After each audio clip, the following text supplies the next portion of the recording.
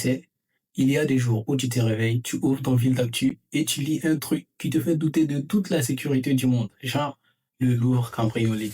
Oui, le Louvre, le plus grand musée du monde. Celui-là même où on scanne ton sac 3 fois pour vérifier si tu n'as pas caché une bouteille d'eau.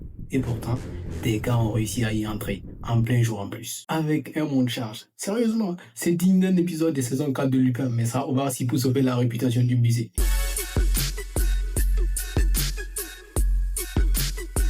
Alors, voilà le topo. On est le 19 octobre 2025 au matin. Quelques types bien organisés, bien équipés, probablement avec une playlist épique dans les oreilles, arrivent avec une nacelle, découpent une fenêtre, pénètrent dans la galerie d'Apollon et repartent avec 8 bijoux historiques, ou précis, des bijoux de Napoléon. Le tout en quoi 7 minutes. Mais 7 minutes, c'est moins que le temps que Windows a installé une mise à jour, sérieux. Et évidemment, le musée ferme, la police arrive, les médias explosent. Twitter, pardon X, devient un mix entre une enquête criminelle et Fred de théorie du complot. Tout le monde était en mode qui a désactivé les alarmes? Où était la sécu? Est-ce que c'était Arsène Lupin version IA? Et là, moi en tant que passionné de cybersécurité, je me suis dit, ok, le voile il est choquant, mais c'est littéralement une leçon de grandeur nature de sécurité informatique. Parce que ce que ces gars ont fait, c'est littéralement ce que font les hackers tous les jours. Sauf que dans leur cas, le firewall c'était une fenêtre, le système d'authentification c'était une vitre, et le pare-feu, il a fondu en 3 secondes. D'abord, l'accès. Les voleurs ont exploité un point d'entrée physique. En cyber, c'est pareil. Un accès mal protégé, un mot de passe du genre admin 123 et ton réseau devient le Louvre version porte ouverte. Ensuite, la défense en profondeur. Au Louvre, il y avait des caméras, des vitrines, des alarmes, mais tout ça n'a servi à rien parce que des couches de sécurité n'étaient pas coordonnées. En cyber, c'est pareil.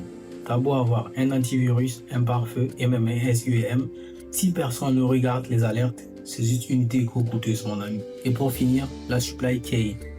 Les gars étaient déguisés en ouvriers. Et franchement, respect à eux. Déguisement niveau mission accomplie. C'est exactement ce que fait un attaquant quand il passe par un fournisseur ou une mise à jour piégée. SolarWinds, si tu nous regardes, on parle de toi. En gros, ils ont social engineer la sécurité du Louvre. Ce n'est pas du hacking informatique, mais c'est du hacking humain.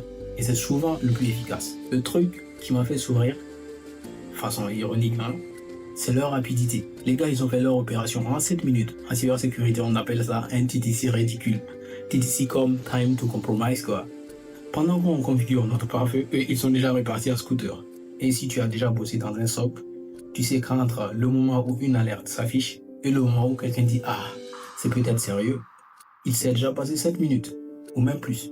Donc on peut dire que les braqueurs ont eu un meilleur temps de réponse que la plupart des équipes IT. Ça, on leur accorde. Mais blague à part, ce genre d'incident nous rappelle un truc essentiel. La sécurité totale n'existe pas. Donc, que tu protèges des tableaux de Léonard de Vinci ou des bases de données de serveurs, le principe est le même. Tu dois prévoir que quelqu'un, quelque part, va tenter de passer entre les mailles. Ce qui compte, c'est ta capacité à détecter rapidement et ta réaction. Alors si tu es admin, ingénieur ou juste passionné, retiens ça. 1. Ne fais confiance à personne, même pas à un certain Boubacar Baldé de la maintenance. 2. Mets du MFA partout. Oui, même dans le frigo du bureau. 3. Journalise tout.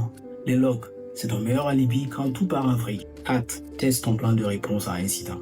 Parce que le jour J, ce n'est pas le moment d'improviser. 5. Et surtout, forme ton équipe. Parce que la sécurité, ce n'est pas une question d'outils, c'est une culture. Comme disait Morpheus dans Matrix, je ne peux que te montrer la porte. C'est à toi de la franchir. Voilà, en sécurité, c'est pareil. Bref, ce cambriolage, c'est à la fois un drame culturel et une étude de cas parfaite pour nous, l'équipe de la cybersécurité.